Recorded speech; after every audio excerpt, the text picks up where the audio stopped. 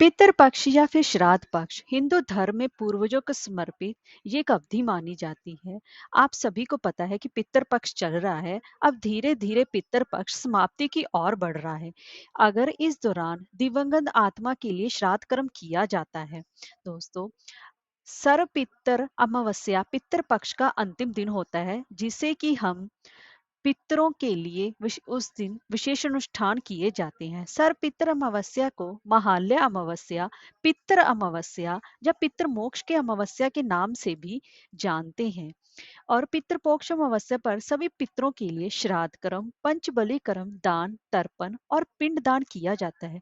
यदि आपको अपने पितरों की तिथि याद नहीं है या फिर तिथि के दिन किसी कारणवश आप श्राद्ध नहीं कर पाए हैं, तो सर्व पितृ अमावस्या पर आप श्राद्ध कर सकती हैं। दोस्तों, आज के हम इस वीडियो में जानेंगे कि सर्व पितृ अमावस्या कब पड़ रही है और इसी के साथ साथ पूजा के लिए सुबह का मुहूर्त क्या रहेगा और श्राद्ध के लिए उसका कुतुब काल का मुहूर्त क्या रहेगा, और इसी के साथ साथ उस दिन का सर्वपितृ अमावस्या का महत्व क्या है और इस दिन पितरों की विदाई कैसे करें। तो चलिए वीडियो शुरू करते हैं। दोस्तों, अगर आपको हमारी ये वीडियो अच्छी लगी हो तो लाइक और शेयर अवश्य करें। दोस्तों, पंचांग के अनुसार सर्वपितृ अमावस्या इस साल 13 अक्टूबर 2023 को रात को 9:50 पर प्रारंभ हो रही है और जो कि अगले दिन 14 अक्टूबर 2023 को 11:24 पर रात को इसका समापन होगा। तो ऐसे में उदय तिथि के हिसाब से 14 अक्टूबर 2023 को सर्वपितृ अमावस्या मनाई जाएगी।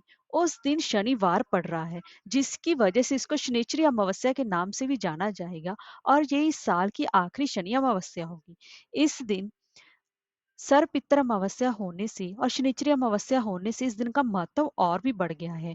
और जिन लोगों पर शनि की साढ़े साती और ढैया चल रही है, वे इस दिन पिंडदान, पीपल की पूजा, दान और तर्पण अवश्य करें। ऐसा करने से शनि के प्रकोप से भी राहत मिलेगी और महादशा के अशुभ प्रभाव भी खत्म हो जाएंगे। दोस्त, इस दिन ब्रह्म मुहूर्त रहेगा सुबह 4:41 से लेकर सुबह के 5:31 तक।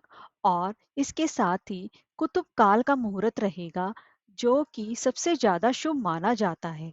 तो कुतुब काल का मुहूर्त रहेगा सुबह प्रातः 11:44 से लेकर दोपहर के 12:30 तक।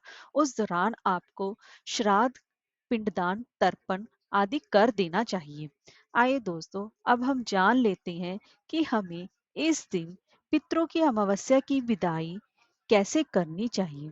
दोस्तों, अगर आपने अभी तक श्राद्ध नहीं डाला है, अभी तक अपने पितरों के निमित्त तर्पण नहीं किया है, तो आप इस अमावस्या पर अवश्य ही करें। और ऐसा करने के लिए आपको सबसे पहले अमावस्या के दिन सुबह जल्दी उठकर स्नान आदि करके श्वेत वस्त्र पहने। इसके बाद अपने पितरों को याद करते हुए सूर्य को अर्घ दें और उनका फिर श्राद्ध करें। फिर अमावस्या के दिन घर में खीर, पूड़ी और सब्जी अवश्य ही बनाएं। इसके बाद अपने पितरों को याद करते हुए उनसे प्रार्थना करें कि वह आकर यह भोजन ग्रहण करें। साथ ही ब्राह्मण को भी भोजन अवश्य ही कराएं और उन्हें दान, दक्षिणा आदि देकर उनका आशीर्वाद अवश्य ही लें। और फिर ब्राह्मणों को भोजन कराने के बाद घर के सभी लोग एक साथ भोजन जरूर ग्रहण करना चाहिए। भोजन कराने के बाद पितरों की आत्मा की शांति के लिए प्रार्थना करें। और इस दिन सर्वपितर अमावस्या है, तो इस दिन कौए, गाय और कुत्ते को भोजन अवश्य ही कराएं। और साथ ही साथ इस दिन पीपल के पेड़ का पूजन भी अवश्य करें। इस साल ये शनिश्चरी अमावस्या भी पड़ रही है, तो इस दिन भगवान शनि देव की भी पूजा उपासना अवश्य ही करें और उनसे अपने पाप कर्मों के लिए माफी मांगे। ऐसा करने से आपके सभी बिगड़े हुए काम अवश्य ही बनेंगे। और दोस्तों, शनिश्चरी अमावस्या का महत्व क्या है? एक पुरानी कथाओं के अनुसार सर्वपितर अमावस्या पर गंगा स्नान करने से साधक को अमृत के गुण प्राप्त होते हैं। अमावस्या तिथि पितरों की शांति के लिए समर्पित मानी जाती है। ऐसे में शनिश्चरी अमावस्या के संयोग में तर्पण और पिंड दान करने से 7 पीढ़ी के पूर्वज भी तृप्त हो जाते हैं। इस शनिश्चरी अमावस्या के दिन इन कामों का पुण्य अधिक बढ़ जाता है। साथ ही शनि की ढैया और साढ़े साती से भी पीड़ा से मुक्ति मिलती है। और इसी के साथ साथ दोस्तों, इसे मोक्षदायिनी अमावस्या भी कहा जाता है।